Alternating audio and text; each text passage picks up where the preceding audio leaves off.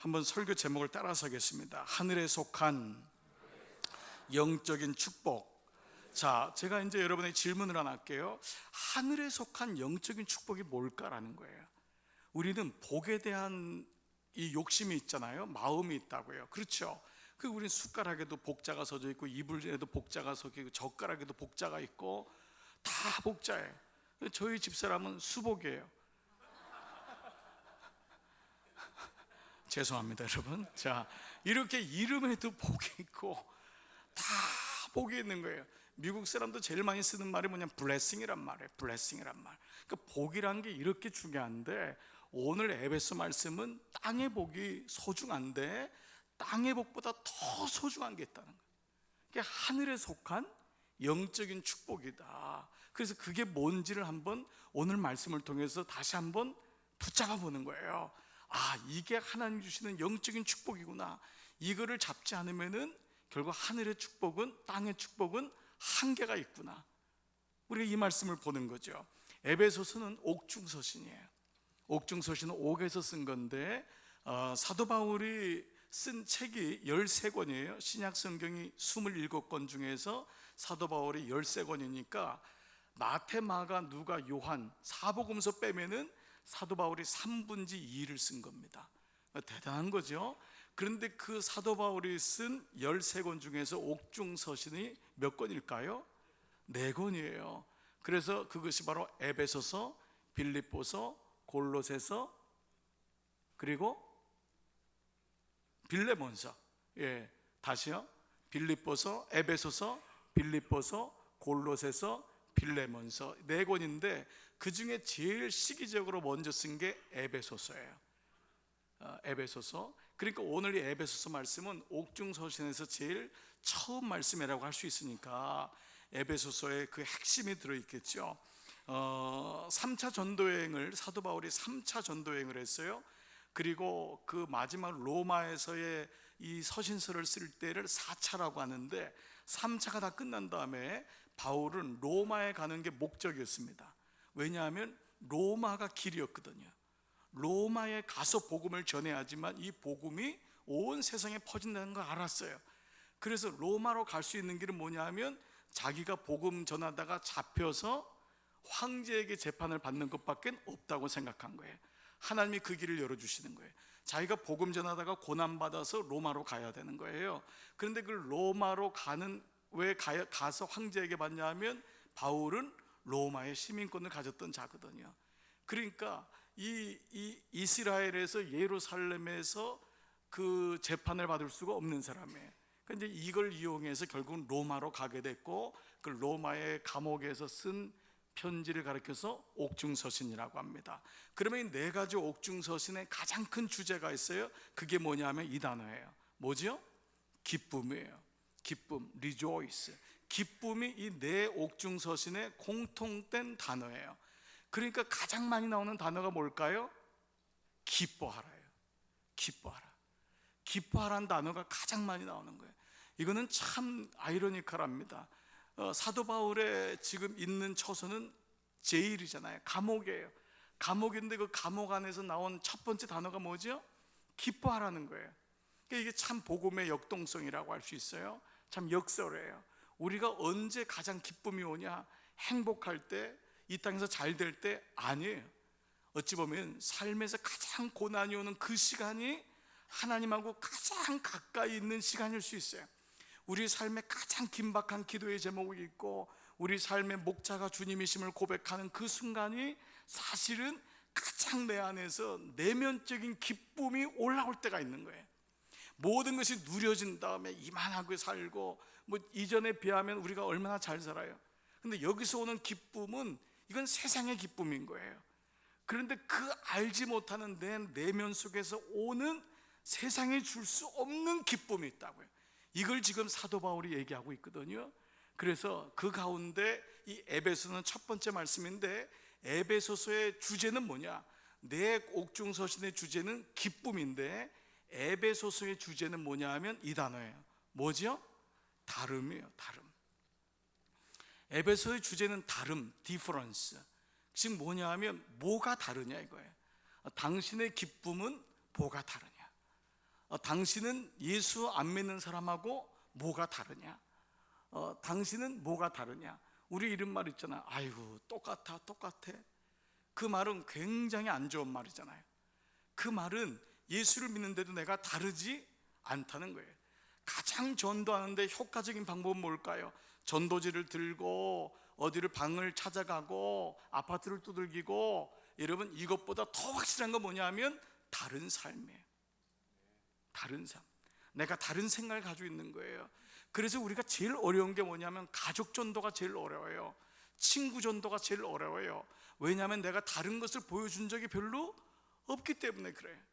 그래서 여러분 고난받을 때 한번 제사 지내는 가문하고 한번 싸웠을 때 그때는 힘이 들지만요, 그 제사 지내는 사람이 그걸 반대하니까 속으로는 저 왜 저래라고 하지만 어느 순간에 보면 뭐가 다른 거예요. 뭐가 다른 거예요. 저 사람이 너무 정직해가지고 진급도 안 되는 것 같고 늘 밑에서 헤매는 것 같은데, 진급 된 다음에 끊임없이 진급을 향해서 올라가거든요, 우리 삶은. 근데 어느 순간 보니까 그 사람이 생각이 나는 거예요. 뭔가 다른 거예요. 뭔가 달라요. 제가 큐티를 처음 말씀 묵상을 시작하게 된 것은 군대 갔다 와서 신학교에 한참 늦게였어요. 아니 기숙사 생활하고 있는데 다 신학생들이 모여서 방을 쓰잖아요. 한 방에 4명이 쓰는데요, 제가 제일 고참이었다고요. 제일 4학년이었고 군대 갔다 와서요. 그러니까 이미 저는 전도사였고 사역을 이미 하고 있었어요. 그런데 그때마다 밤에 다 늦게 들어오고 다 자기 할 거 하는데, 아침에 보면 누가 새벽에 소곤소곤 아침에 뭐 불빛을 작게 이렇게 켜놓고 글을 쓰고 있고 이렇게 기도하고 있는 거예요. 신입생 1학년짜리가 그걸 뭘 하고 있는 거예요. 그래서 내가 그 아이한테 물어본 거예요. 너 뭐 하니? 그랬더니 큐티라고 하는 거예요. 말씀 묵상. 그때 제가 신학교 4학년이었고 이미 사역을 하고 있는데 물어본 게 얼마나 어리석게요. 말씀 묵상이 뭐야 도대체? 매일마다 일어나서 30분 40분 하루 일을 시작하기 전에 하나님 앞에 교제하고 있는 거예요. 그런데 놀라운 사실은 모든 하나님의 사람들은 그 시간을 갖고 있었던 거예요. 그게 비밀이었던 거예요. 그래서 그 아이를 보니까 다른 거예요. 다르구나. 그게 그 사람의 비밀이었구나. 일부러 다르다는 것을 드러낼 필요는 없겠지만은 우리 인생에 뭐가 다르냐? 충전되는 게 다른 거예요. 공급되는 힘이 다른 거예요. 예수님이 왜 바리새인하고 사두개인하고 다를 수밖에 없었냐? 새벽 미명에 남들이 모르는 그 시간에 하나님 앞에 나가서 공급받았던 거예요. 하나님 말씀 앞에 엎드리고 기도하면서 우로부터 주시는 그 은혜를 받았기 때문에 그때 그분이 잃어버린 영혼을 향해 갈 수 있었고, 불의가 판을 치고 어려움이 판을 쳐도 꿋꿋하게 하나님 말씀을 붙잡고 갔을 수 있었던 거예요. 오늘 그 은혜가 있기를 축복합니다. 에베소 말씀은 그래서요, 그리스도의 정체성에 대한 말씀을 하고 있어요. 건강한 교회 생활은 어떻게 하는 것인가, 거기에 대한 말씀을 하고 있어요. 그래서 에베소서는요, 교회론과 구원론의 교과서라고 하는 이유가 여기 있습니다. 자, 이제 우리가 이 에베소 말씀을 이제 오늘 발신자 쓴 사람이 누구냐라는 거예요. 자, 1절 말씀 같이 여러분 성경 같이 보십니다. 1절 시작.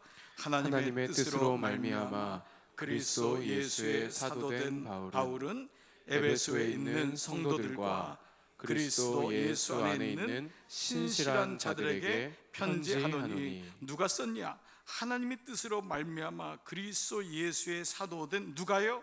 바울이 썼다는 거예요. 여기서 먼저 우리가 기억하는 건 하나님의 뜻으로 말미암아. 하나님은 자기가 사도라고 이제 이 직분을 썼지만, 여러분 이미 이 서신서에서 바울은 모든 사람이 다 다른 거예요. 하나님의 자녀지만 어떤 사람은 사도로 부름받고, 어떤 사람은 뭐 선생으로 교사로 부름받고, 어떤 사람은 예언하는 이로 부름받고, 어떤 사람은 다스리는 이로 부름받고, 다 다른 거예요. 자기가 사도라는 것을 자랑하고자 함이 아니라 여기서의 가장 큰 뜻은 뭐냐면 하나님의 뜻으로, 하나님의 뜻 가운데 내가 왔다는 거예요. 여러분 우리가 처음 예수님을 믿을 때 어떤 사람은 전도를 받아올 수 있어요. 어떤 사람은 미션 스쿨을 통해서 예수님을 영접할 수 있어요. 어떤 사람은 모태신앙을 통해서 그리스도를 아는 사람도 있어요. 다 방법은 달라요. 근데 사도 바울이 그걸 뭐라 그러죠? 하나님의 뜻으로 말미암아. 하나님의 계획이 있었던 거예요. 그는 여기에 대한 분명한 확신이 있었던 거예요. 하나님의 뜻 가운데 나왔다는 거예요. 즉 이건 뭐냐 하면 우리 안에 어떤 모양으로든지 내가 예수님을 안다 할지라도 그 안에는 선재되어 있는 목마름이 있는 거예요. 내 안에 사람들이 모르는 하나님을 향한 갈망이 있는 거예요. 그게 모든 사람에게 가지고 있는, 영혼이라면은 영혼 안에 가지고 있는 하나님의 부르심이 있는 거예요. 그 부르심을 가지고 나온 거예요. 친구 때문에 나오기도 하고 누구 이웃 때문에 나오기도 했지만은 그 마음의 내면에 있는 건 뭐야? 하나님을 향한 목마름. 이것이 예배 시간에 만날 때, 이것이 말씀하고 부닥칠 때 확인이 되는 거예요. 내 안에 이런 목마름이 있었구나. 세상에서는 채워질 수 없는, 그렇게 남편이 잘해주는데도 내 안에 채워지지 않는, 이렇게 자녀가 잘 성장했는데도 내 안에 채워지지 않는, 그것을 빨리 만나는 사람이 중요한 거예요. 그래서 어찌 보면 고난이 왜 그리스도인에게 유익이냐면 오히려 평안함 때문에 목마름을 못 발견하는 거예요. 근데 고난이나 역경이 오니까 밑바닥을 한번 치니까 오히려 하나님을 향한 목마름이 내 안에 있음을, 내 영혼에 채워지지 않는 부분이 있음을 알게 된 거예요. 바울은 넉넉한 사람이었어요. 바울은 부족함이 없는 사람이었어요. 그가 학문적으로, 지위적으로, 가문적으로 뭐가 부족해요. 근데 어느 날 그의 열심에 문제가 있었다는 걸 알았던 거예요. 하나님을 열심히 했지만 하나님을 알지 못했어요. 그는 자기밖에 몰랐던 사람이었어요. 그래서 그에게 눈에서 비늘이 벗겨졌다고 했잖아요. 그는 하나님을 만난 표적이 눈에서 비늘이 벗겨진 거예요. 그는 그야말로 이 근시간적인 시각을 가지고 내 생각이 아닌 사람은 다 쳐내는 일을 감당했던 사람이 바울이었어요. 그랬던 바울에게 하나님의 은혜가 임했듯이 이 말씀은 하나님의 뜻으로 말미암아 하나님의 뜻 안에서 내가 부르심을 받았다고 하는 고백을 하는 것이죠. 그래서 이 고백을 통해서 우리가 한 가지 경험할 수 있는 건 뭐냐 하면, 예수님을 믿는다는 건 뭐냐? 예수님을 만난다는 것이다. 내가 예수님을 믿는다는 것은 우리가 이미 많이 이 말씀은 고백하지만 교회에 나온다는 게 아니에요. 우리 집은 그리스도 크리스찬 집안이다, 이게 아니라 내가 그리스도를 만났냐라는 거예요. 만났냐. 저는 가끔 우리 권사님들의 기도의 제목 가운데 아주 귀한 기도의 제목을 발견해요. 내가 볼 때는 자녀가 다 교회에 나와요. 그런데 그 권사님은 만족이 없는 거예요. 왜냐하면 목사님, 사실 그 아이들이 예수님을 못 만났어요. 이거는 부모만 할 수 있는 기도의 제목인 거예요. 목사는 겉으로 보면은요, 그 자녀도 나오고요, 열심히 나오니까 좋아요. 아, 예수님 잘 믿는구나. 근데 부모의 마음, 어머니의 마음에는 성이 안 차는 거예요. 왜냐하면 그 아이가 사실은 문화적으로 교회에 나오는 것이지 예수님을 만나지 않았다는 거예요. 직접적인 만남이 필요해요. 경험되어지는 거예요. 구체적인 관계가 이루어지는 거예요. 여러분, 이어령 씨의 이 고백에 이분은 문학자라 그러는데 참 기가 막힌 표현이 있더라고요. 여러분 한번 들어보세요. 과학이란 설명할 수 있는 걸 설명하는 것이고, 예술이란 설명할 수 없는 것을 설명하는 것이고, 믿음이란 설명되어선 안 되는 것을 설명하는 것이기에 믿음의 세계는 경험되어져야만 하고, 누군가의 얘기를 듣고 머리로 동감하는 차원이 아닌 자신의 가슴으로 체험되어져야 하는 것이 영성의 세계다. 그러니까 믿음이라는 것은 나의 가슴 속에 체험이 되어져야만이 되는 것이 영성의 세계라는 거예요. 에베소서는 자기가 만난 예수 그리스도, 자기를 부르신 예수님과의 만남에 대한 이야기부터 시작하는 거예요. 그게 바로 하나님의 뜻 가운데, 여러분이 여기까지 온 것, 내가 하나님의 자녀가 된 것은 하나님의 뜻 가운데 이루어진 것임을 믿습니다. 바로 이거 첫 번째 고백인 거예요. 이걸 가르쳐 뭐라고 하냐면 바로 부르심이라고 그래요. 콜링. 여러분 이런 말 많이 해요. 콜링 받았느냐. 근데 이 콜링이란 단어를 오해하는 게 신학교에서만 쓰여지는 단어로 오해할 때가 있어요. 그 신학교에 오면은요, 콜링 받았어요? 이렇게 물어봐요. 그러면 우리는 콜링 안 받았나요? 목사만 콜링 받았나요? 아니에요. 그건 정말 오해 중에 오해예요. 모든 그리스도인들은 하나님의 자녀로 부르심을 받은 거예요. 그래서 이 부르심을 가리켜서 뭐라고 하냐면 소명이라고 하는 거예요. 소명.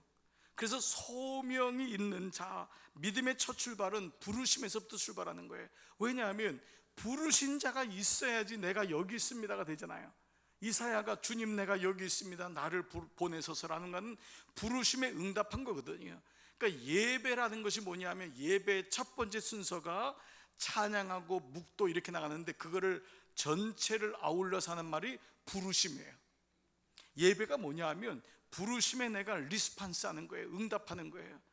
그냥 주님 앞에 나가는 것이 아니라 주님이 부르시는 게 예배거든요.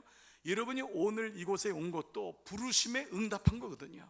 모든 것이 부르심의 응답이에요. 하나님이 부르시는 거예요.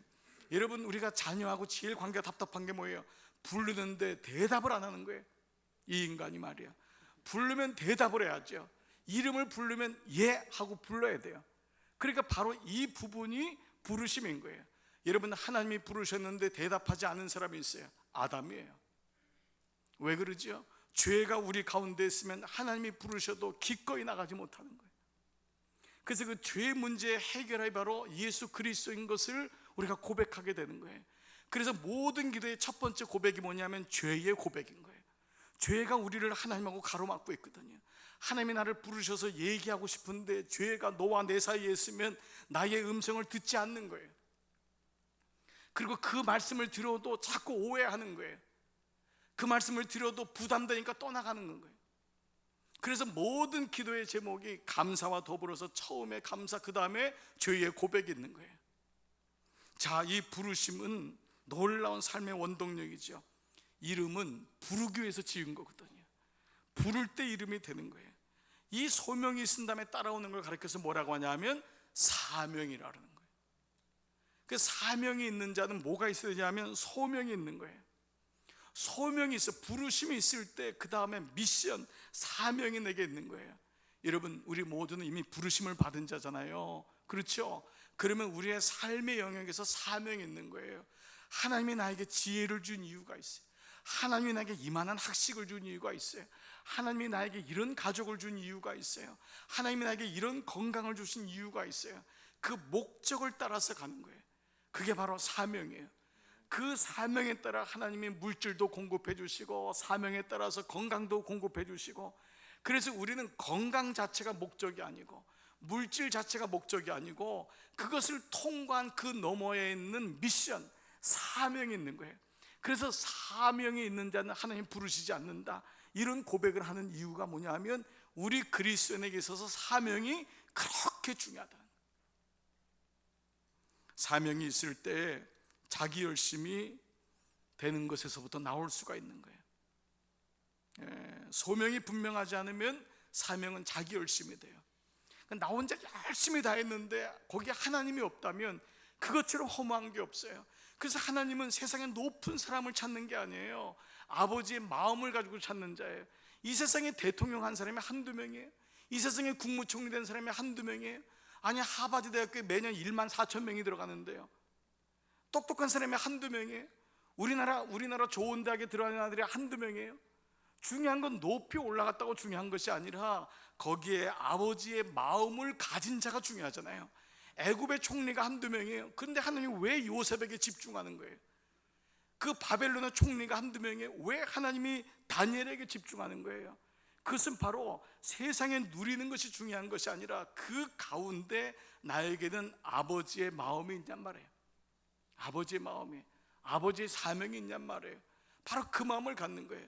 여러분, 연예인들도 보세요. 수천 명, 수만 명이 연예인이에요. 근데 그 연예인 중에서도 아버지의 마음을 가지고 있으면 그 연예인을 통하여서 하나님께 영광을 돌리는데, 일반적으로 그렇지 못하면 거의 마무리가 어려워요. 왜냐하면 그 세계는 올라가면은요 정신없는 세계예요. 결국은 약 먹고요, 결국은 술 취하고요, 결국은 어렵게 사는 게 그 공중에 뜬 인생이란 말이에요. 그래서 연예인 중에서도 그걸 깨닫는 사람은 빨리 자기 자리를 찾는 거예요. 그런 사람은요 어디를 가도 흔들리지 않고 그 안에서 하나님의 사명을 감당하는 거예요. 할렐루야. 교사가요 얼마나 많아요. 저는요 제가 섬기는 한 선교단체에서요 아이들에게 크리스찬 신문을, 요즘 전도하면 안 되기 때문에 크리스찬 신문을 잘 만들었어요. 아이들의 취향에 맞게요. 근데 그건 읽다 보면은요, 신문인데 읽다 보면 그 안에서 하나님이란 단어를 찾게 되는 거예요. 그런데 그 교사 중에도 얼마나 신실한 크리스찬들이 다 곳곳에 있는지, 그거를 아이들에게 다 전달하고요. 그러면서 그 티네이저 때 복음이 들어갈 수 있도록, 내가 교사된 이유는 그저 가서 하는 것이 아니라 나의 삶의 다름을 통하여서 그 제자들이 하나님을 알 수 있는 길을 열어주는 것, 인격적으로, 삶으로, 믿음으로 그걸 보여주는 삶. 기업인들이 이 세상에 한두 명이에요. 그 가운데서 하나님의 뜻대로 하는 기업, 소명과 사명이 있는 사람, 이 사람은 다르다는 거예요. 이것을 가르쳐서 성경에는 복 있는 사람이라는 거예요. 여러분이 복 있는 사람 되기를 축복합니다. 자, 그렇다면 이 시간 에베소의 수신자는 누구냐? 1절 중반 1절에 보면은 에베소서에 있는 성도들과 그리스도 예수 안에 있는 신실한 자들에게 편지한다. 여기에 에베소서에 있는 성도들은 누구냐 하면 에베소 교회를 의미해요. 이거는 모든 바울의 서신서의 공통점이에요. 여러분이 여기 있는 성도들 누구의 가정은 다 교회예요. 그건 다 가정교회고, 물론 이 당시는 오늘날 같은 이런 교회가 아니에요. 다 지하교회고 다 가정에 모인 교회예요. 에베소에 있는 성도들은 에베소 교회에 있는 성도들을 의미하고 교회를 의미하는 거죠. 바울의 관심은 교회였어요. 왜냐하면 교회는 예수님이 십자가에서 피값 뿌리시고 주신 것이 바로 교회이기 때문에 그래요. 예수님은 베드로에게 이미 교회를 말씀하셨어요. 너의 믿음의 고백에 교회를 세우겠다고 하셨어요. 그 교회의 권세를 아무도 흔들지 못한다고 했어요. 그래서 그 약속을 주셨거든요. 그 바울의 모든 관심은 바로 교회였어요. 비전은 교회였어요. 하나님은 교회를 통해서 역사하세요. 그리고 그 교회는 궁극적으로 누구냐면 바로 나 자신이에요. 그래서 에베소 교회는 성도들은 교회를 의미하지만 그 교회는 바로 건물이 아니에요. 바로 나 자신이에요. 복음은 개인에서 시작해서 교회에서 완성되기 때문에 예수님은요, 두세 사람이 모인 곳에 내가 너와 함께 하겠다. 그게 교회가 되는 거예요. 교회 공동체 안에서 하나님은 질서를 잡으시고 공동체를 통해서 하나님의 일을 일으키세요. 얼마나 놀라운지 몰라요. 그리고 두 번째 수신자는 누구죠? 그리스도 예수 안에 있는 신실한 자. 그럼 우리가 일반적으로 생각하면 바울의 관심은 복음을 알지 못하는 사람일 수 있는데, 혹 이 말씀을요, 에베소에 있는 성도들과 그리스도 밖에 있는 자들이라고 할 수 있는데, 왜 바울은 예수 안에 있는 신실한 자들에게 이 편지를 주잔 말이에요. 즉 이 말씀은 교회 바깥에 있는 사람에게 준 게 아니라 그리스도 안에 있는 신실한 자들에게 줬다는 거예요. 개에게 진주를 주지 말라 그랬어요.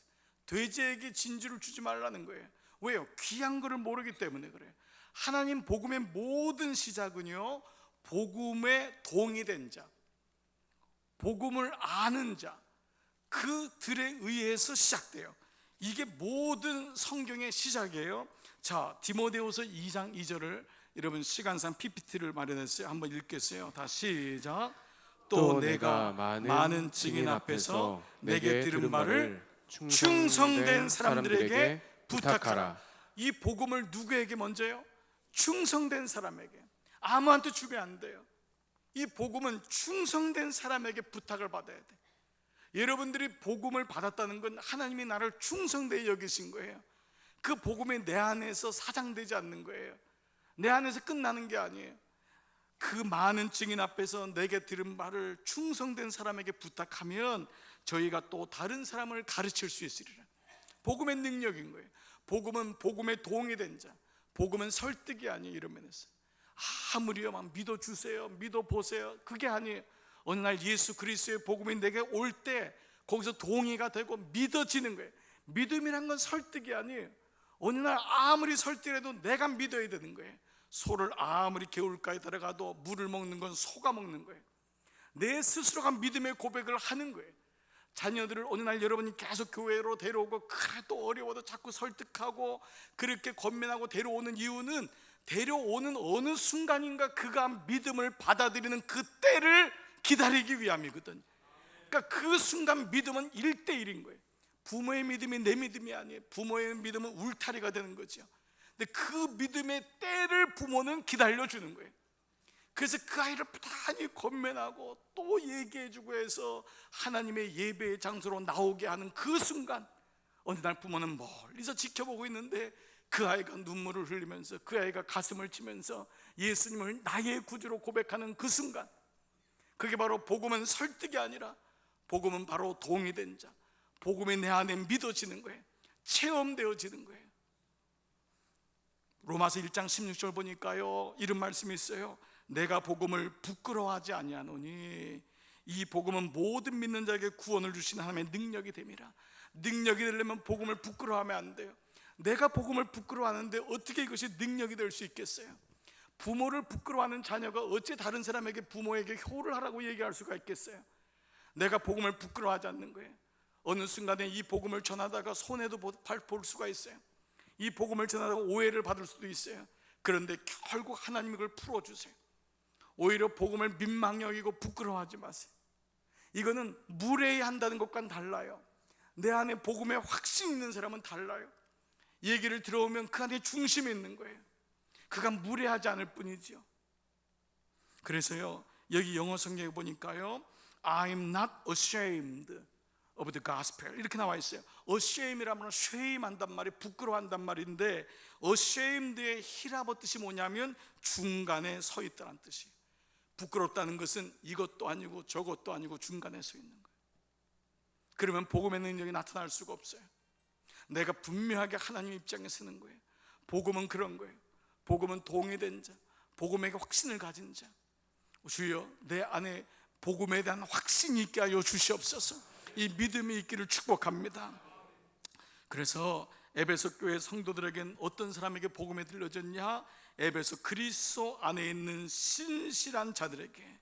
자, 그래서 본문의 서막은 이렇게 시작돼요. 3절 말씀, 자, 다 같이 3절 시작.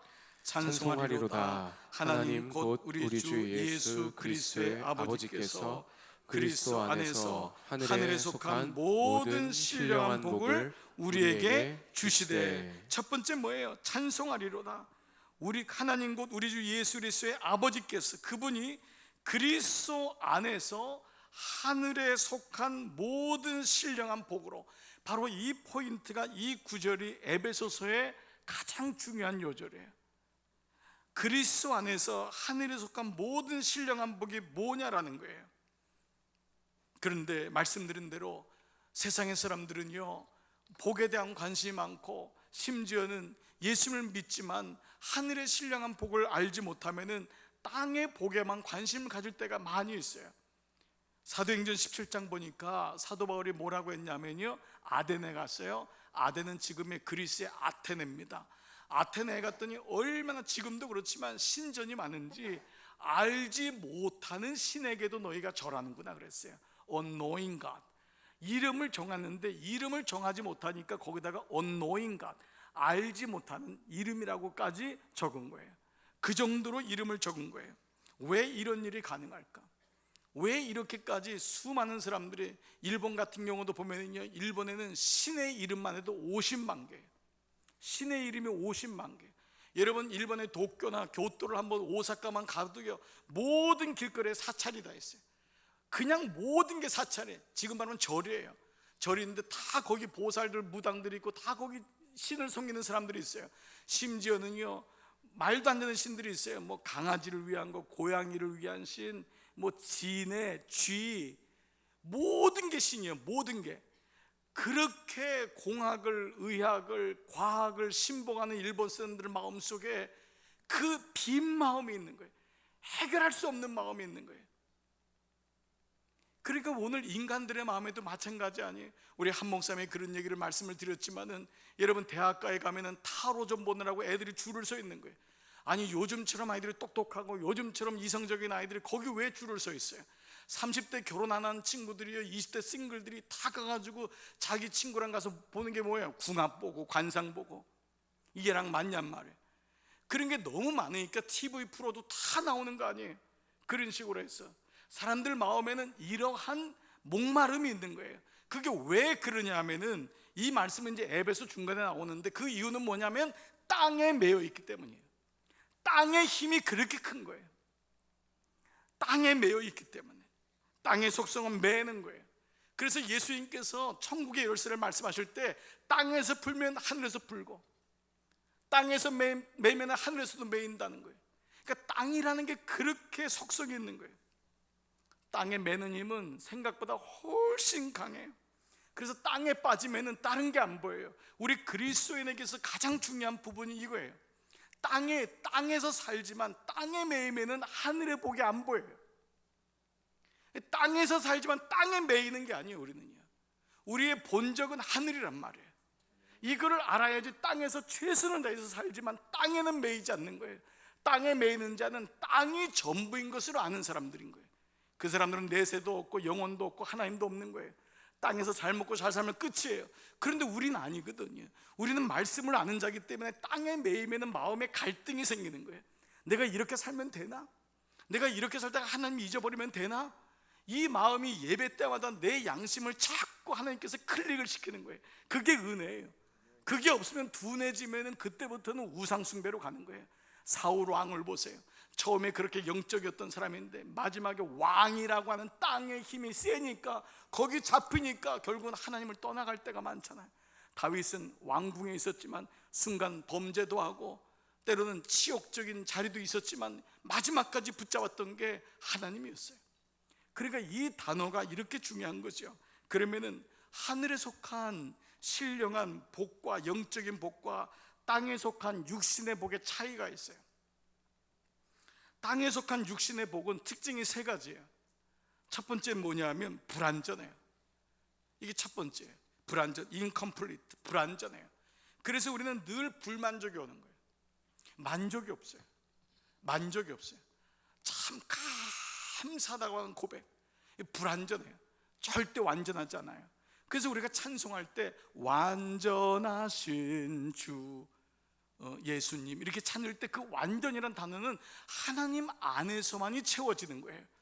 그러므로 여러분 마음속에 불만이 있는 것은 세상을 향한 불만이 아니라 그리스도인이 갖는 불만은 하나님이 아닌 것으로 채워질 수 없는 증거가 되는 거예요. 내 마음에 이게 기쁨이 이만큼 누렸는데도 기쁨이 없는 것은 세상은 완전하지 않구나. 하나님 안에서 주는 것만이 완전하구나. 천국에 대한 소망이 생기는 거예요. 진짜 천국이 좋은 것이구나. 하나님의 임재, 우리는 죽어야지 천국 가는 것이니까 이 땅에서는 성령의 임재를 통하여서만이 만족을 느끼는 거예요. 하나님 은혜를. 첫 번째, 세상이 주는 복은 불완전하다. 두 번째, 세상이 주는 복은 뭐라고요? 상대적이에요. 렐러티브한 거예요. 세상이 주는 복은 상대적이에요. 이만큼 누렸으면 됐는데 문제는 뭐냐면 옆집이 더 평수가 큰 것 같아. 이게 힘든 거예요. 내 자녀가 너무너무 취직을 한 거예요. 감사해가지고 감사했는데 그래서 초봉이 300 받는데요. 그래서 너무너무 감사했어요. 옆집 집사님은 보니까 초봉이 350 받아. 그러면 그 다음부터 이 자녀가 얘가 실력도 없는 것 같고 뭐가 이르지? 우린 늘 비교되는 거예요. 여러분이요, 거울 앞에 이렇게 화장을 하면서 얼마나 예뻐요. 화장하면서 하나님의 은혜를 늘 감탄하잖아요. 이렇게 화장으로 내 죄를 지워주신 하나님께 감사하고 이렇게 변장하게 하신 아버지께 감사하고 거울을 볼 때마다 늘 감동이 되는 거예요. 이만한 사람은 없어. 거울아 누가 제일 이쁘니? 네가 제일 이쁘다. 이 얘기를 듣기 위해서 우리는 큰 날마다 변장을 하면서 사는데 변장을 하는 딱 나와 보는 순간 그냥 엘리베이터 안에서 그게 깨지네. 그래서 그냥 타는 말이 그냥 에휴 젊은 것들은 다 그냥 그런 얘기를 하잖아요. 나도 젊었을 땐 이뻤다 얘. 이런 얘기를 하는 이유가 내 마음에 있는 모든 건 다 상대적이에요. 아무리 멋있는 거, 아무리 예쁜 것도, 아무리 높이 올라가도 상대적이에요. 마음에 공허함이 없어요. 여러분, 제 친구 목사님이요, 교인이 한참 부흥하고 해가 너무 감사해서 그랬어요. 한 3,000명이 됐대요. 얼마나 친구가 그렇게 목회를 열심히 하니까 얼마나 감사해요. 제가 점심 식사를 한번 했어요. 야, 수고했다. 이제 네 건강도 챙기고. 제가 미국에 있을 때 나와가지고 이제 그런 얘기를 했던 적이 있어요. 그랬더니 하는 말이 좀 더 모였으면 좋겠어. 그래요. 옆 교회는 10,000명 모여. 내가 그 얘기를 들으면서 절망했어요. 야, 이게 그렇구나. 이게 그렇구나. 그 친구는 3,000명이 족한 게 아니라 10,000명 모이는 교회 때문에 힘든 거예요. 끝이 없는 거예요. 끝이. 그러니까 두 번째, 세상이 주는 복은 상대적이에요. 이걸 놓치면 안 돼요. 그래서 내 안의 기쁨을 회복하지 않으면 우리는 늘 쫓기게 되는 거예요. 늘 다른 사람 보면서 비교하는 인생을 살게 되는 거예요. 세 번째 세상의 축복은 뭐지요? 다 같이요. 가변적이에요. 가변적은 뭐예요? 늘 언제든지 변화가 있는 거예요. 예, 늘 불안한 거예요. 늘 불안한 거예요. 가변적이에요. 언제든지 어떻게 될지 모르는 거예요. 어떻게 삶이 이루어질지 모르는 거예요. 이 세 가지가 보통 세상이 주는 복이에요. 이 땅의 복은, 육신의 복의 특징은 세 가지예요. 첫 번째가 뭐라고요? 불완전해요. 두 번째는요, 상대적이에요. 세 번째는요, 가변적이에요. 흔들리는 거예요. 우리 가스펠송이에요. 세상 흔들리고 사람들 주를 떠나도 나는 주만 뭐죠? 섬기리. 예, 세상 흔들리고 다 흔들리는 거예요. 그 세 가지가 이게 축복이에요. 근데 이 모든 것들은 인생에서 죽음이 오면 다 사라져요. 일장춘몽이에요. 다 사라지는 거예요. 그러니까 영혼에 대한 이 소망이 없으면 정말 우리는 이 땅에 그냥 매여서 살다가 끝날 때가 많아요. 그렇다면 우리가 그리스도 안에 속한 복이 뭐냐, 이거를 오늘 설명하는 게 바로 이 말씀이에요. 그 첫 번째가 뭐냐? 4절 5절이에요 자, 4절 5절 보세요. 같이 읽습니다. 시작. 곧 창세전에 그리스도 안에서 우리를 택하사 우리로 사랑 안에서 그 앞에 거룩하고 흠이 없게 하시려고 그 기쁘신 뜻대로 우리를 예정하사 예수 그리스도로 말미암아 자기의 아들들이 되게 하셨으니. 4절 5절을 가리켜서 뭐라고 하냐면 성부의 복이라 그래요. 성부, 아버지, 성부. 우리가 이제 성자, 성부, 성자, 성령 이렇게 얘기하잖아요. 성부의 복. 여러분 이걸 가리켜서 앞에 PPT 보시면 이렇게 나와 있어요. 선택하사 뭐라고요? 자녀 삼아 주신 복. 이것이 첫 번째 아버지의 복이에요. 이것이 성부의 복이에요. 지금 바울은 말씀을 지금 푸는 거예요. 지금 이 기독론을 푸는데 그 첫 번째가 선택하사 자녀 삼아 주신 복. 이것이 아버지의 복이에요. 이것이 4절 5절 창세전에 그리스도 안에서 우리를 택하사 우리로 사랑 안에서 그 앞에 거룩하게 하고 흠이 없게 하시려고 그 기쁘신 뜻대로 우리를 예정하사 예수 그리스도로 말미암아 자기의 아들들, 자녀가 되게 하셨다는 거예요. 즉 하나님의 창세전부터 우리를 선택하사 예정하사 자녀 삼아 주신 복, 이것이 바로 첫 번째 성부의 복이에요. 그러니까 우리에게서 가장 놀라운 복은 뭐냐면 내가 하나님의 선택받아 자녀가 된 거예요. 이것처럼 놀라운 게 어디 있어요? 정말 자다가도 정말 일어나서 감사할 이 복 아니겠어요? 그래서 우리의 첫 번째 정체성은 뭐냐면 아버지가 누구냔 말이에요. 아버지, 그분이 나의 아버지구나. 내가 자녀가 되었구나. 내가 너희를 고와 같이 버려두지 아니하시고. 그러니까 이 감격이 있는 사람은 아버지에 대한 찬양이 나오면 그렇게 감사한 거예요. 그래서 왜 하나님이 고아의 아버지라고 했어요? 알량한 부모가 있으면 이 자녀의 복을 잘 몰라요. 그러니까 부모가 좋다고 해서 축복만은 아니라고요. 우리 요즘 애들이 왜 믿음을 못 갖냐 하면 이 부모들 때문에 믿음을 못 갖는 거예요. 어찌 보면 부모들이 너무 고생을 안 시키는 거예요. 너무 부모들이 자기가 다 아버지 역할을 해버리니까 아이들이 아버지를 찾지 않아요. 여러분이 다 애들한테 집 주고 애들한테 월급 주고 돈 주고 유산 주고 하니까 애들이 아버지를 진짜 찾지 않는 거예요. 진짜 옛날에 가난할 때는 다 아버지밖에 안 찾았거든요. 아버지, 여러분도 그런 시대 아니에요? 그런데 어느 날 우리가 너무 부모가 잘해주다 보니까 아이들이 진짜 아버지가 누군지 모르는 거예요. 사자는요, 이 배고플 때 내친다 그러잖아요. 독수리는 내치는 거예요. 그래서 그 자녀가 벼랑에서 떨어지는 것도 한번 보게 하고 그러면서 본인 스스로가 아버지를 찾게 하는 거예요. 자녀에게는 매정한 일같이 보일지 모르지만요, 아니에요. 여기 있는 자녀 여러분, 부모님이 별로 복이 없어요? 돈이 없어요? 재정적으로 없어요? 괜찮아요. 오히려 그것 때문에 하나님을 찾게 되는 거예요. 아멘 안 할 줄 알았어요. 그래도 목사님 땅 몇 평이라도 받았으면 좋겠어요. 그래요. 우리 물론 그런 마음은 왜 없겠어요? 부모의 마음이지요. 제가 왜 권사님들 마음, 장로님들 마음 몰라요? 그렇게도 도와줘서 애들이 좀 고생 덜하고 이겨나갔으면 좋으련만 공짜로 받은 건 절대로 유익이 별로 없어요. 그리고 여러분에게 감사로 돌아오는 것도 없어요. 제가 이 얘기 자주 하니까요, 집사람이 그래요. 목사님 그런 얘기 자꾸 하지 마세요. 권사님들이 안 좋아해요. 안 좋아해도 해야 되겠어요. 그랬더니 그래요, 또 청년들도 별로 안 좋아해요. 공공의 적이래요. 그런데 이건 하나님 말씀이에요. 그러니까 주지 말라는 게 아니라 나중에 주세요. 아멘. 또 하나네. 나중에 자녀가 다 일어난 다음에 마지막에 덤이다 그러면서 줄 때 그게 감사히 여기는 거예요. 그냥 알아서 하세요. 그냥 이 얘기하면서도 자꾸 어려워요. 근데 문제는 뭐냐? 하나님이 나의 아버지시다. 그 나를 선택하고 자녀 삼아 주신 하나님이 아버지인데, 내가 왜 자꾸 사람 잡아요? 아니에요. 하나님만 잡으시길 축복합니다. 예, 좋아하시는 분들이 지금 몇 분 계시는 것 같아요. 지금 자녀에게 할 말이 있다 이거야 지금. 자, 그러면 이렇게 자녀의 복을 주신 이유가 뭘까요? 그 6절이에요. 6절. 자, 6절 한번 읽을게요. 시작. 이는 그가 사랑하시는 자 안에서 우리에게 거저 주시는 바 그의 은혜의 영광을 찬송하게 하려는 것이라. 이 말씀이 뭐냐 하면, 사랑하시는 자 안에서 우리에게 거저 주시는 바, 이게 뭐예요? 거저 주시는 바가 뭐냐 하면 구원, 자동적인 은혜예요. 구원받고 자녀된 것, 약속에 의해서 거저 주신 것. 이게 영어 성경은 has freely given us, 공짜로 주셨다는 거예요.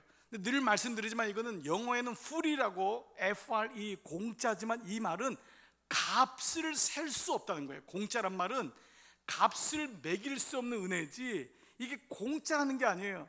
예수님이 피값 주고 사신 게 어떻게 공짜예요? 근데 그건 값없이 주셨다는 건 뭐냐 하면 공짜란 말이 아니라 값을 셀 수 없다는 거예요. priceless, 값을 매길 수 없다. 이게 거저 주셨다는 거예요. 이건 공짜라는 게 아니에요. 그런데 그 거저 주신 바 그 은혜의 영광을 찬미하게 한다. 그 두 가지 구원이 있는데, 한 가지는 뭐냐 하면 약속에 의해서 자동적으로 받는 구원이 뭐냐면 자녀되는 거잖아요. 이건 내가 애쓰는 게 아니에요. 이건 내가 그냥 주님을 고백하면 주님이 내게 주시는 거예요. 그렇죠? 이거는 자동으로 받는 구원이에요. 그런데 사도 바울은 두 번째 구원은 뭐냐 하면 약속에 의해서 자발적인 구원이 있는데, 이거는 구원을 이루는 거예요. 구원을 이루라. 그래서 빌립보서 2장 12절에 너희는 두렵고 떨림으로 너희 구원을 이루라. 근데 그 영어에 보니까 work out your salvation, 너희의 구원을 작동시키라는 거예요. 그 말씀이 뭐냐 하면 그의 은혜와 영광을 찬미하게 하라. 너희 삶에서 그의 은혜와 영광을 찬미해서 나의 구원이 구원받은 자녀에게서 멈추지 말고 구원을 역사시켜라. 구원은 두 가지예요. 거저받는 구원, 그거는 자동적인 구원이에요. 내가 자녀된 거예요. 여기서 멈추는 것이 아니라 두 번째는 자발적인 구원이라 그래요. 자발적인 구원은 구원을 이루는 거예요. 우리 삶 속에서 구원의 삶을 이루어 나가는 거예요. 내 가정 속에서, 내 건강 속에서, 나의 사역 속에서 하나님의 구원이 날마다 내게 감격이 오는 거예요. 어느 권사님에게 얘기를 했어요. 권사님 왜 이렇게 건강에 신경 쓰세요? 목사님, 제가 제 삶 속에서 건강에 신경 쓰는 게 구원을 이루는 거더라고요. 맞아요. 내 삶 속에서 건강을 잘 관리하는 게 건강을 이루는 거예요. 그 건강을 통해서 많은 사람에게 덕을 주고 기쁨을 주고 감사를 주고 그래요. 우리 삶에서 모든 영역 속에서 하나님의 구원을 이뤄 나가는 것, 그게 바로 그리스도의 삶인 거예요. 여러분 삶에서 어떤 부분으로 구원을 이루세요? 부부의 관계 속에서도요, 구원을 이루는 거더라고요. 예수 믿으면 서로 나빠지는 부부가 있어요. 이상해요. 자꾸 갈라져요. 영적으로 안 맞는데요. 아니에요. 지혜를 내고요, 하나님 마음을 가지고 구원을 이뤄 나가야 돼요. 우리 가족의 화해를 이뤄 나가는 거예요. 우리 부부간에 자녀간의 관계를 이뤄 나가는 거예요. 시어머니가 예수 믿는 거는요, 며느리하고 구원의 관계를 이뤄 나가야 돼요. 거기서 make salvation, 구원을 이루는 거예요. 내가 어느 영역에 있든지 구원을 이루는 삶, 그게 바로 자발적인 구원인 거예요.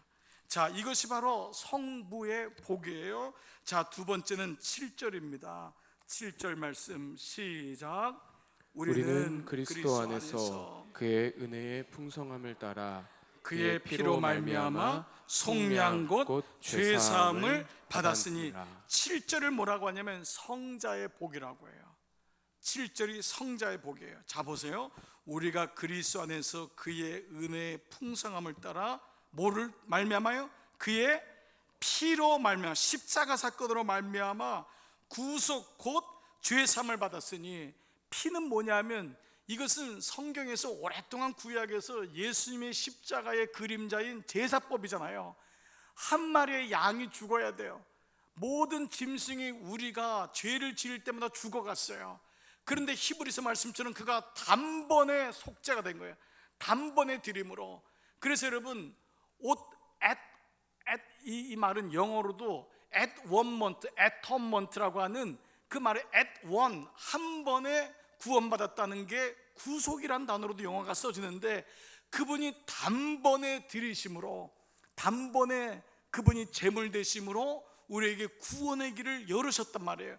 이것이 바로 피로 말미암아 구속 곧 죄사함을 받았는데, 이걸 성자의 복이라는데, 이걸 가리켜서 한번 PPT 보겠어요? 뭐라고요? 구속하고 교회 삼아주신 복, 이게 바로 예수 그리스도를 통해 오는 성자의 복이에요. 자, 성부의 복은 뭐냐면 선택하사 자녀 삼아주신 복. 성부의 복, 성자의 복은 뭐죠? 구속하고 교회 삼아주신 복이에요. 구속이란 말은 값을 치르고 다시 사왔다는 거예요. 우리는 마귀의 종이었어요. 마귀의 자녀였어요. 그래서 우린 놔두면은 죽음이에요. 끝이에요. 하나님과 끊어진 관계예요. 예수 그리스도가 십자가로 우리와 하나님 사이를 이었어요. 그래서 구속했다는 건 값을 치르고 나를 다시 사온 거예요. 내가 종이었는데, 내가 노예였는데 하나님이 나 같은 것을 귀하게 여기시고 당신이 죽음으로써 그렇게 하신 거예요. 그래서 이것이 바로 구속이라는 거예요. 값을 치르셨다. 여러분, 한 영혼을 구원하기 위해서 그분이 값을 치르신 거예요. 이것이 가장 원색적인 복음이에요. 이 복음 앞에서 감격하는 거예요. 나 위해서 그가 죽으셨다고 하는, 나 같은 죄인에 의해서 그가 죽으셨다고 하는 원투원 개인적인 은혜의 감격이 내 안에 들어오는 거예요. 우리가 많이 알면 알수록, 교회 생활을 오래 하면 오래 할수록 사라지는 게 뭐냐면 이 원색적인 복음이에요. 예수님이 나를 위해서 값을 치르셨다고 하는 그 복음 앞에서 처절하게 주님 앞에 가슴을 치고 기도하고 감격하고. 어느 누구도 나를 위해서 죽을 사람은 아무도 없어요. 여러분 자식이 여러분이 죽을 것 같습니까? 여러분 배우자가 여러분을 죽을 것 같습니까? 아무도 나를 위해서 죽을 인생은 이 세상에 아무도 없어요. 그런데 그분이 나를 위해 죽으셨다고 하는 이 원색적인 복음 때문에 오늘 여기 교회가 세워진 거예요. 오늘 내가 그 예수 그리스도를 주로 고백하는 거예요. 그래서 이 고백이 바로 자녀 삼아주시고 선택하사 자녀 삼아주신 성부의 복, 성자의 복은 구속하시고 교회 삼아주신 복. 나를 교회 삼아주신 것. 내가 교회 되도록, 내가 교회 되도록 모든 사단의 권세로부터 나를 이길 수 있도록. 구약에는 이 교회를 도피처라고 했단 말이에요. 도피처. 그 가운데 가면 어떤 적도 건들 수가 없는 거예요. 하나님이 이 세상 속에 살면서 나를 구속하신 것만이 아니라 교회 삼으셔서 악한 영이 나의 영혼을 데려갈 때 막아주신 거예요. 그게 교회예요.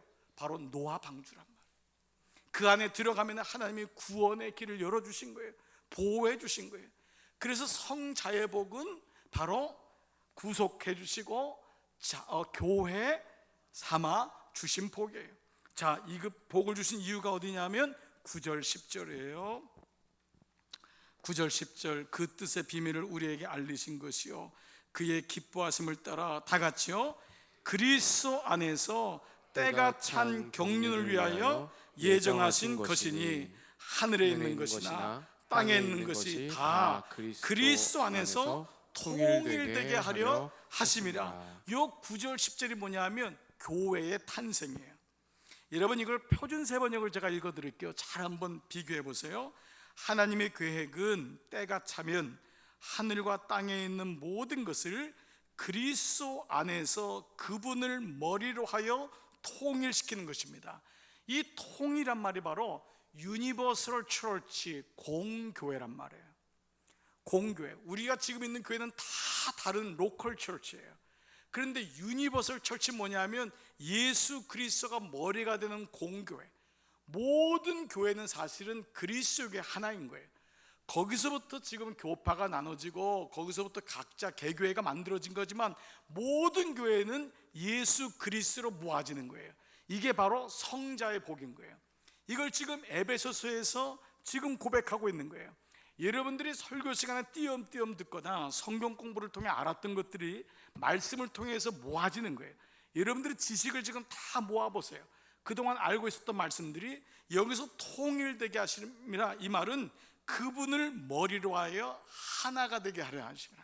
이것이 바로 교회입니다. 교회. 예수 그리스도를 머리로 세워진 것이 뭐예요? 예수 그리스도의 교회거든요. 하나님의 교회. 그분이 머리 된 거예요. 오늘 이 교회의 머리는 누구예요? 목사예요? 장로예요? 권사예요? 창립자예요? 헌금 많이 하는 사람이에요? 기도 많이 하는 사람이에요? 아니에요. 예수 그리스도예요. 그리스도가 이 교회의 머리 되십니다. 그래서 오늘 우리가 어떻게든지 바울이 얘기하는 게 서로 용납하고 하나됨을 지켜라는 것은 뭐냐면 그리스도의 몸된 교회가 수치를 받으면 안 되거든. 그 교회를 눈물로 지키는 이유가 그 이유인 거예요. 오늘날 교회가 왜 이렇게 영적인 공격이 있냔 말이에요. 겉으로 오면 사람들이 마음이 안 맞아 싸우는 것 같지만요, 어제 주일날 말씀드린 거잖아요. 다 실컷 싸우게 하고 마귀는 싹 빠져나간다고. 목사끼리 싸우게 하고 장로끼리 싸우게 하고 사단은 싹 빠져나가는 거예요. 교회는 만신창이가 되는 거예요. 그러니까 이걸 깨달은 사람이 그때 교회를 위해서 눈물로 기도하고 중보하고, 그러니까 교회가 버티고 여기까지 올 수 있었던 거라고요. 영적 비밀을 알아야지만 싸워도 제대로 싸우고 적이 누군지를 아는데 이걸 모르니까 권사들끼리 그냥 싸우고 그냥 마음에 안 드니까 그냥 이렇게 되니까 오늘날의 교회가 얼마나 만신창이가 된 교회가 하루 한두 개가 아니잖아요. 그러니까 정신을 바짝 차려야 되는 것이 예수 그리스도의 머리로 세워진 교회가 하나님의 교회니까 이 교회는 예수님이 교회의 주인이시다. 그래서 어떻게든지 사도 바울의 고백처럼 서로 용납하고 하나됨을 애써 지켜야 되는 이유가 여기 있는 거예요.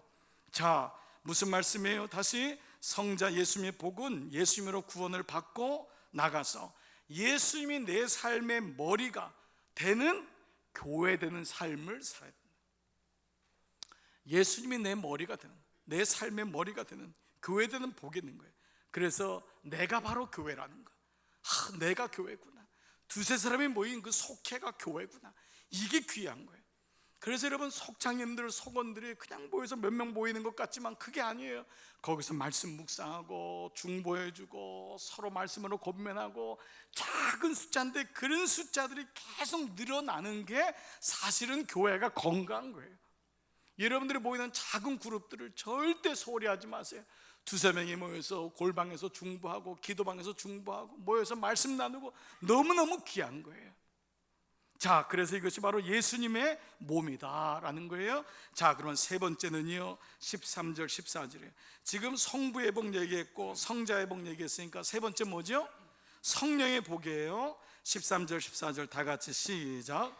그 안에서 너희도 진리의 말씀 곧 너희의 구원의 복음을 듣고 그 안에서 또한 믿어 약속의 성령으로 인치심을 받았으니 이는 우리 기업의 보증이 되사 그 얻으신 것을 속량하시려고 그의 영광을 찬송하게 하려 하심이라. 자, 먼저 이걸 가르쳐서 13절 14절 그래서 성령의 복이라고 해요.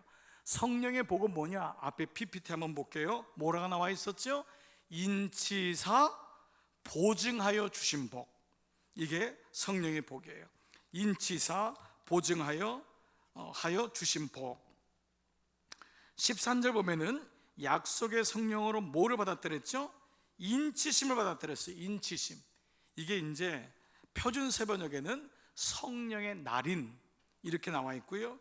영어 성경에는 뭐라고 나와 있는지 한번 볼게요. 자, 앞에 한번 봐보세요. 영어 성경은요, You were marked in him with a seal. 여러분, seal이라는 게 있잖아요. seal. 이 seal이라는 게 이 도장 찍었다 이 말이거든요. 자, 이 초대교회 당시 편지를 보낼 때는 지금처럼 풀이 없고 이러니까 이게 그 사람이 보냈는지 seal을, 그 사람의 사인이 있는 걸 어떻게 했냐면, 여러분이 영화에서 보잖아요. 촛농을 거기다 떨어뜨려서 그 위에다가 도장을 찍은 거예요. 그러니까 이제 편지자하고 떨어지지 않도록, 그리고 거기에 이제 그 도장 인이 박혀 있다. 그래서 인치세라는 건 도장 인자잖아요. 인을 쳤다. 그 촛농에다가 인을 친 거예요. 이 편지는 분명히 그 사람이 보냈다. 그래서 교황의 편지에는 촛농에다가 교황의 실이 있는 것을 도장을 찍은 거예요.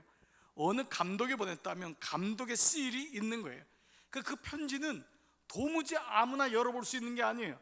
그 편지를 보면서 그 누가 보냈는지를 정확히 알 수 있는 거예요. 예수님이 우리에게 지금 뭐라고 말씀하시냐면, 또한 믿어 약속의 성령으로 인치심 받았으니, 성령이 우리에게 하나님 자녀가 되는 도장을 찍어준 거예요. 성령께서 하는 게 뭐냐면, 너는 하나님의 것이다. 이 안에 있는 게 내 거예요. 아무도 건들 수가 없는 거예요. 이게 뭐를 의미하죠? 출애굽 때 죽음의 영이 지나가도록 여기는 예수님이 산다, 하나님의 자녀가 산다 해서 어린 양의 피를 문설주에다 바르면은 패스 오버했단 말이에요. 지나갔단 말이에요. 그 우리를 하나님이 자녀 부르시고 선택하사 그리고 구속하여서 교회 삼아주신 것을 멈추지 아니하고, 이 교회는 어떤 대적도 건들 수가 없다, 이 가정은 건들지 못한다 해서 도장을 박아주신 거예요. 인을 쳐주신 거예요. 그게 뭐냐 하면 성령의 역할이에요. 그게 성령님이에요. 내가 외롭고 힘들고 하나님이 정말 살아계신가 이런 마음에 들 때 성령께서 말할 수 없는 탄식으로 우리를 간구하시는 거예요. 벌써 낭망했어도 벌써 낭망했어. 하나님을 떠났어도 벌써 몇 번이나 떠날 수 있어.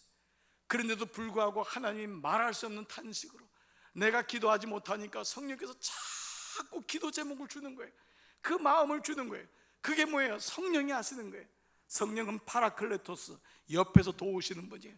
아무리 마귀가 나를 기소하고 이 사람은 죽일 사람입니다 하는데, 그 성령께서 내 옆에 오셔서 파라, 옆에서 클레토스, 헬퍼, 돕는 분이란 말이에요. 이 사람은 내가 합니다. 이 사람은 내가 개런티합니다. 보증합니다. 이것이 영적으로 주님의 나라 갈 때까지 이어지는 하나님의 역사인 거예요. 그래서 성령이라는 말은 보증한다, 개런티한다는 말. 누가 여러분을 개런티해요? 그래서 바울도 다윗이 뭐라 그랬어요? 다윗이 그런 죄를 지고 사람들 다 떠났잖아요. 지가 하나님 믿는다고 해놓고서 저런 파렴치한 짓을 해. 얼마나 힘들었어요.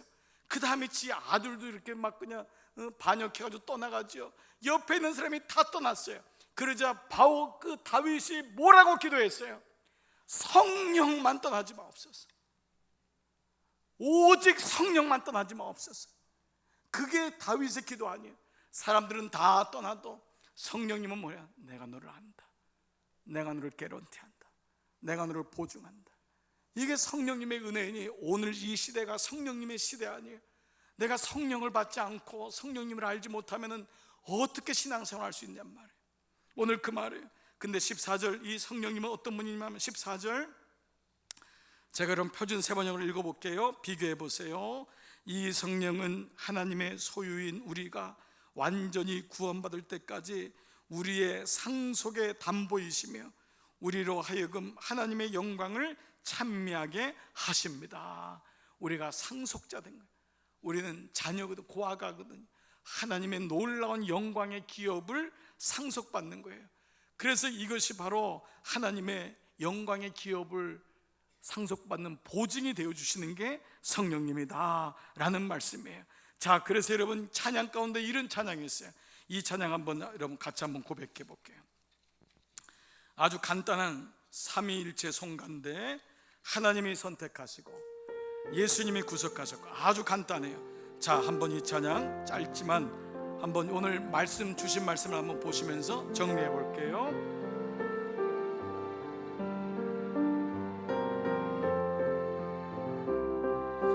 하나님이 선택하셨고, 하나님이 선택하셨고, 예수님이 구속하셨고, 성령님이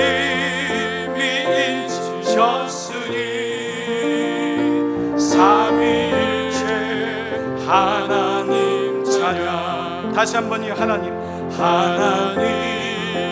선택하셨고, 예수님이 구속하셨고, 성령님이 인치셨으니 삼위일체 하나님 자녀. 하나님이 사랑하시고, 하나님이 사랑하시고, 예수님이 은혜 주시고, 성령님이 교통하시니 삼위일체 하나님 자녀.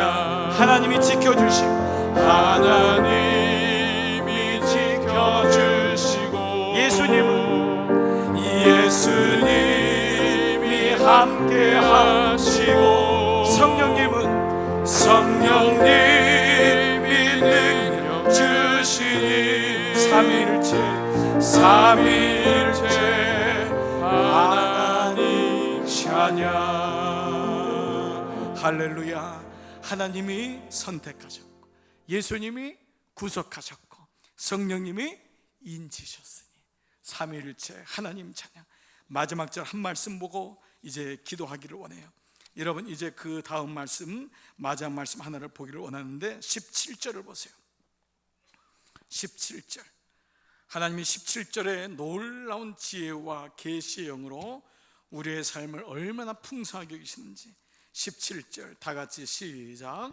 우리 주 예수 그리스도의 하나님 영광의 아버지께서 지혜와 계시의 영을 너희에게 주사 하나님을 알게 하시고, 우리에게 성부와 성자와 성령의 영을 주시는 이유는 요 한 가지로 집약되는 거예요. 이 땅을 살면서 뭐를 줘요? 영적인 지혜와, 영적인 하나님께서 주시는 지혜와 계시의 영이란 말이에요. 지혜와 계시의 영, 아버지께서 주시는 지혜와 계시의 영. 이거를 공동 번역해 보니까 뭐라고 나와 있냐면, 앞을 봐보세요. 뭐라고 나와 있죠? 영적인 지혜와 통찰력, Spiritual Wisdom and Insight. 이걸 하나님이 주시기 위하여서, 이게 줘야지 눈이 열리거든요. 하나님이 이걸 우리에게 주시기 위함이에요. 사울의 눈에서 비늘이 벗겨진 다음에 비로소 영적인 지혜와 통찰력이 생긴 거예요. 자녀들의 눈에서 분별력이 생기는 거예요. 어느 날이요, 이 공부도 그렇고요, 인생도 그렇고요, 사업도 그렇고요, 관계도 그렇고요, 어느 날 하나님이 이 점프를 시킬 때가 있어요. 깨닫게 할 때가 있어요.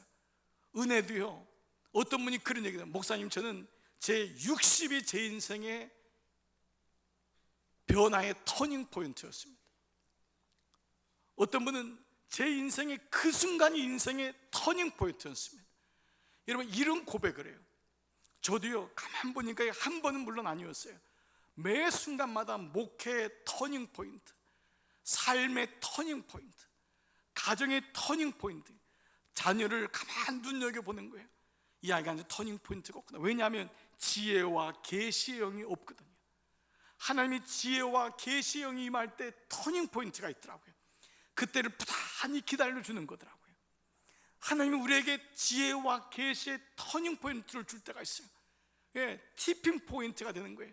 어느 날은 똑같은데 그게 어느 날 놀라운 은혜로 바뀌는 시간이 있어요. 티핑 포인트란 말은 경제적인 용어 아니에요. 그 말은 옛날에는 전혀 그게 인기가 없었어요. 아무도 들어보지 않았어요. 근데 어느 날 그게 맞물리는 거예요. 그 티핑 포인트가 되는 거예요. 그러면서 삶이 바뀌는 거예요. 지금 바울은 뭐라고 하냐면 영적인 지혜와 통찰력이라고 하는 거예요. 고린도서 2장 10절 보니까요, 오직 하나님이 성령으로 이것을 우리에게 보이셨으니 성령은 모든 것 곧 하나님의 깊은 것이라도 다 같이요 통달하시느니라. 성령의 은혜가 내 안에 임했던 거예요. 그것이 뭐냐면 17절에 보니까 하나님을 알게 하시고, knowing God. 모든 선교지에 가면, 모든 선교센터에 가면은 첫 번째 선교센터의 목적이 뭐냐면 knowing God, 하나님을 아는 것.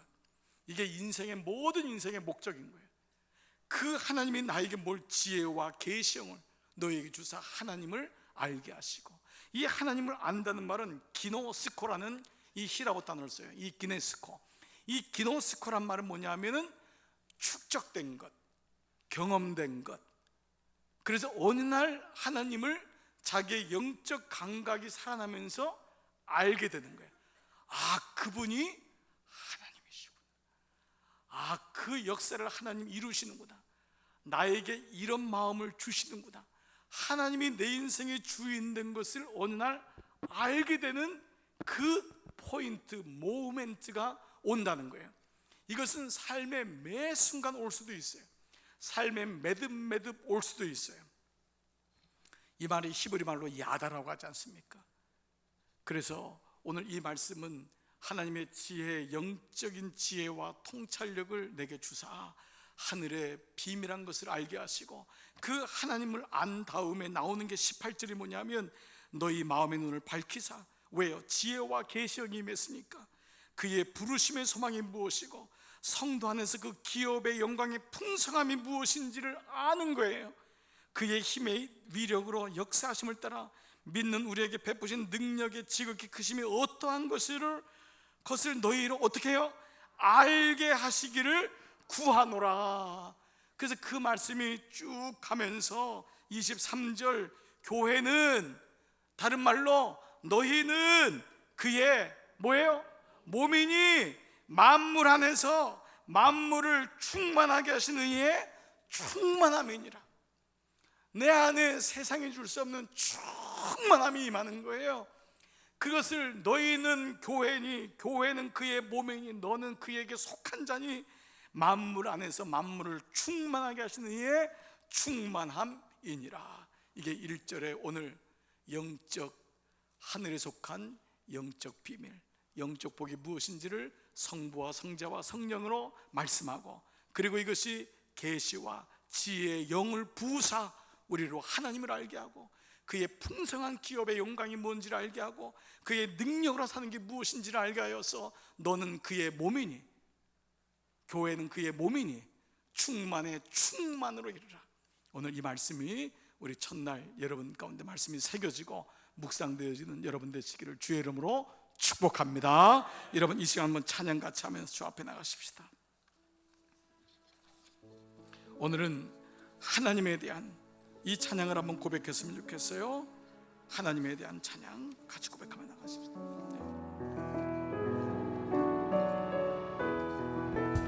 나의 반석이신 하나님, 나의 반석이신 하나님, 행하신 모든 것 완전하시니, 나의 생명 되신 하나님, 내게 행하신 일 찬양합니다. 신실하신 하나님, 실수가 없으신 좋으신 나의 주, 신실하신 하나님, 실수가 없으신 좋으신 나의 주. 다시 한번 나의 반석이신 하나님, 행하신 모든 것 완전하시니, 나의 생명 되신 하나님, 내게 행하신 일 찬양합니다. 신실하신 하나님, 신실하신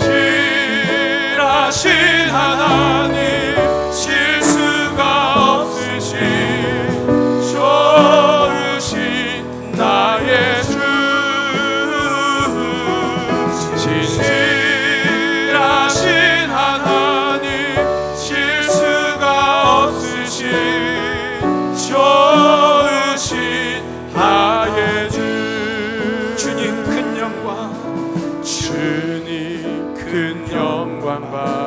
받으소서. 홀로 찬양받으소서. 홀로 찬양 받으소서.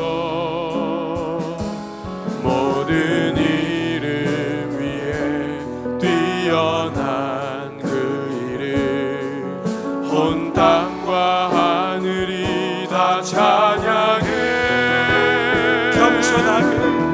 겸손하게 우리 무릎 꿇고 주 이름 앞에 주 이름 앞에 영광 돌리세. 모두 절하세. 모두 절하세. 독생자 예수 주님께 찬양. 우리 다 자리에서 일어나셔서 모든 영광과 존귀와 능력 받으소서. 받으소서. 받으소서. 받으소서. 영광과 존귀와 능력 받으소서. 받으소서. 아멘 아멘. 받으소서.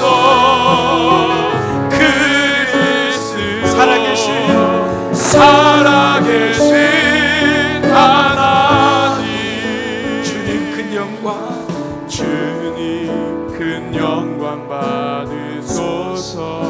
홀로 찬양 받으소서. 홀로 찬양 받으소서.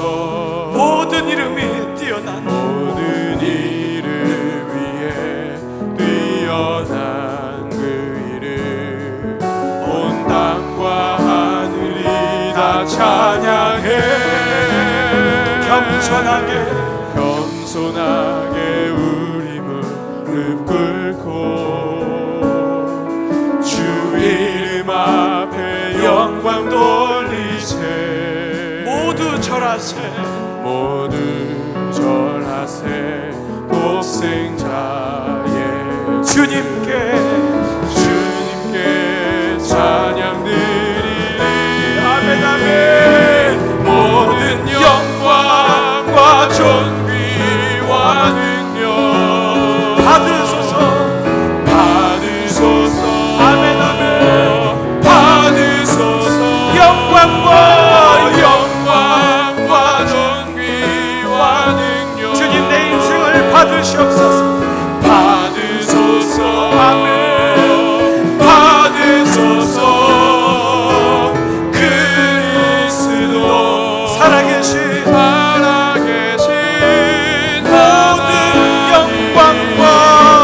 모든 영광과 존귀와 능력 주님 받으소서.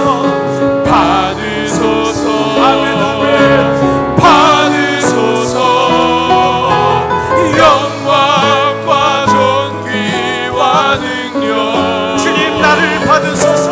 받으소서.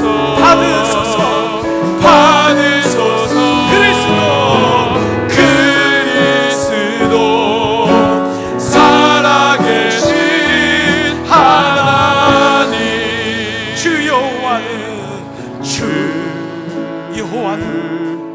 여호와는 광대하시도다. 그 거룩한 하나님 손, 그 거룩한 하나님 성에서 찬양할지어다.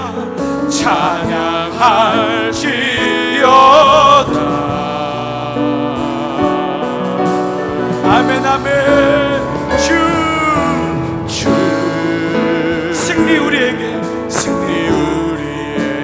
주셨도다.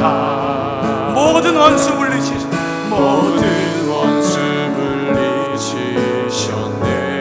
엎드려 절하세.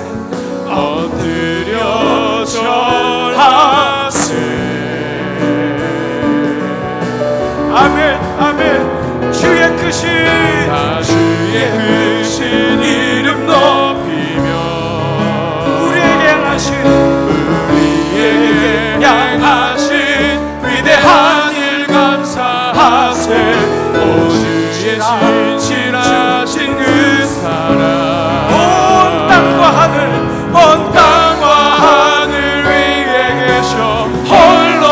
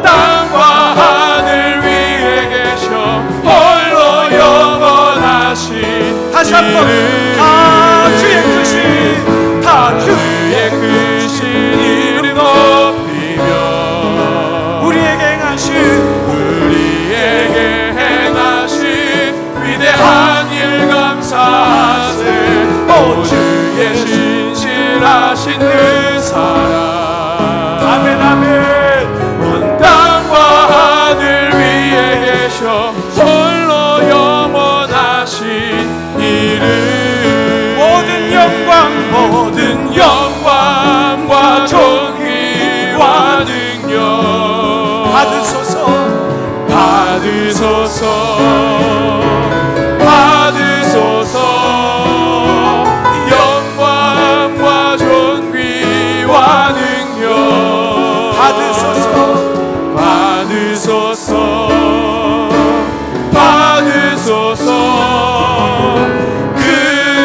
그리스도 살아계신 하나님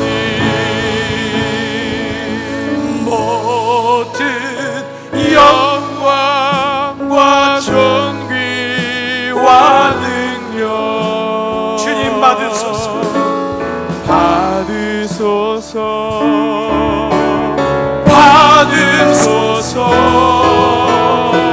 영광과 존귀와 능력 주님 받으소서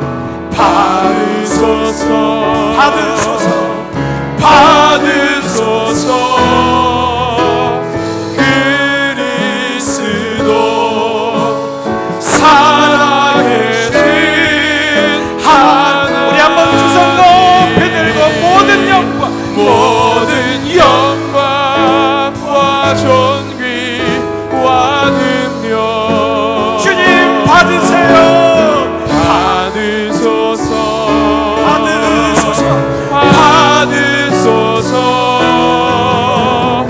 영광과 존귀와 능력 받으소서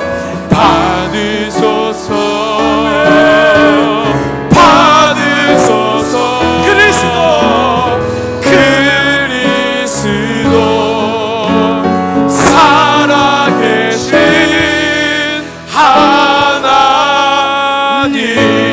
오늘 말씀 붙잡고 찬양 붙잡고 기도하며 나가겠습니다. 아버지